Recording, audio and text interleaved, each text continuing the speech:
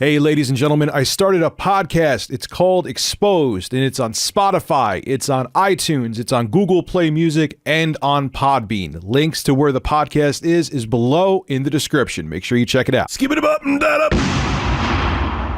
GameStop employees are getting a lot of pressure from desperate managers because the company's in trouble, and they're looking to maximize every sale, aka person that walks into the store. I've been part of this before. I'll talk about it later in the video, where you work in retail, and when a company is on the decline, they'll harass customers that come in to get more money out of them and upsell them. But anyway, I'm going to read to you what I got here from Polygon, and then I'll tell you my interesting stories from working in retail. It's a clump of stories summed together. But anyway, this is what Polygon.com has to say about GameStop. They actually spoke to employees anonymously over the phone. The employees didn't want to meet in person because they were afraid of retaliation, because that's how retail is, just not a GameStop.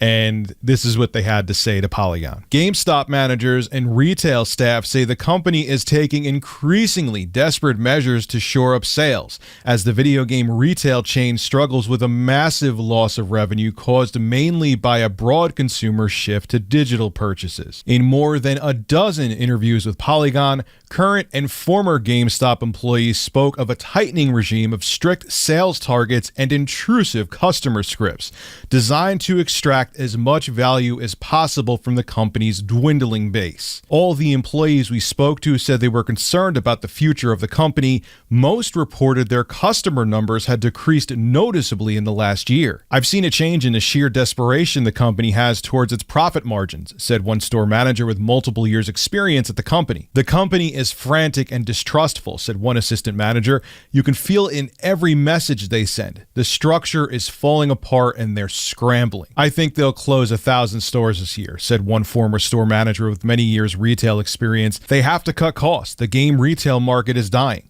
Another manager said, my store is well known for solid sales performance, but customer traffic has dipped significantly in the past 2 years. Aside from some expected high traffic days like Thanksgiving, Black Friday, and major game release days, we're missing our daily sales plans almost every single day. Now, this story rings very familiar with me because after I got laid off from IBM and I was willing to take almost any job that was thrown my way, I worked at Radio Shack for a while. Radio Shack is now gone. And everyone saw the writing on the wall with them, even back in like the early 2000s, let's say in 2010s. And Radio Shack, what their business model changed to was smartphones, because you can't get those at a billion other places. Does that sound familiar? Remember what GameStop tried to do? They bought into the smartphone business and it backfired on them and they sold it back. Yeah, that's what Radio Shack did too. And the thing about them, we used to have the regional manager come in and borderline tell us to harass people, like on the brink of it. Like if someone came in, hey, I'm looking for a universal remote for my TV. You have it? Yeah, sure. But how about your smartphone? How's your phone? What kind of phone you got? Literally, that's what they would make us do. And I wouldn't do it. And I used to get in trouble because I felt like I was harassing people, which you were. But I remember like my manager he would literally block the door and be like, before you go, come on, just check out these phones here for a second. I'm telling you, your boyfriend, your girlfriend, your wife, your husband, your kid would love this. They would absolutely love this. And people would get pissed off and they would walk out the door and never come back. Because when the company gets desperate, what they're trying to do is, because they see their consumer base dwindling, they're trying to maximize the profit of each person. And they rather try to piss you off and get another sale out of you than just appease you and have you be a happy customer. But what they don't realize, when a company gets to this point, it's over. It's doom and gloom.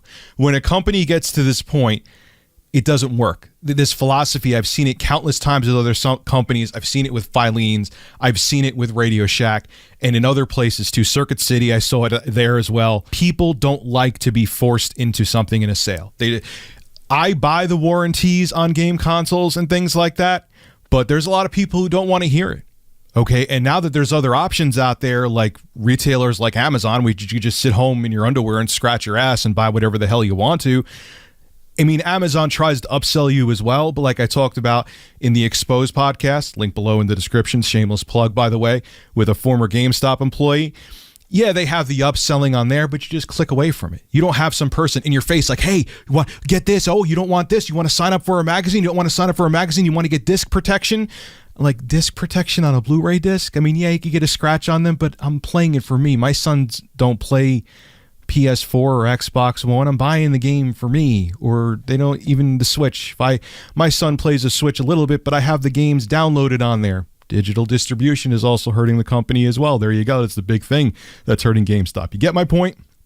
So every time I see this with a company where they're trying to maximize the profit and sales per person because they're losing their customer base, it's over. I know people are tired of me talking about GameStop is dying, but it's interesting to me as someone who's been in the trenches in the past before at companies in a similar state. I'm seeing all of the same things happen where they open for days they didn't open for before, where they're forcing people to try to buy things they would never want to buy before, where I just remember my regional manager at Radio Shack coming in and someone wanting something really simple and blocking the door. My actual manager blocking the door at Radio Shack. Like, these people just want to be left alone. They were literally being harassed, and we were told to do that. And if you didn't do it, you got yelled at and you got written up. And it doesn't work. Every time it doesn't work. Look, the ship is sinking. I know I've said all this before. It's just how long it's going to take before the ship goes under the ocean. The GameStop ship goes under the ocean. Only time will tell, but it's a matter of time. It's not if, but when it's going to happen. When you see things like this, it's now guaranteed that GameStop will cease to exist. This is Rich of Review Tech USA signing out. Have a good one. Hey, if you enjoy my content, consider becoming a Review Tech USA member. I'll have a link below in the description. I live stream now on this channel all the time, and it gives you access to cool emoticons to use as well while I live stream. Again, link below in the description. Thank you for your continued support.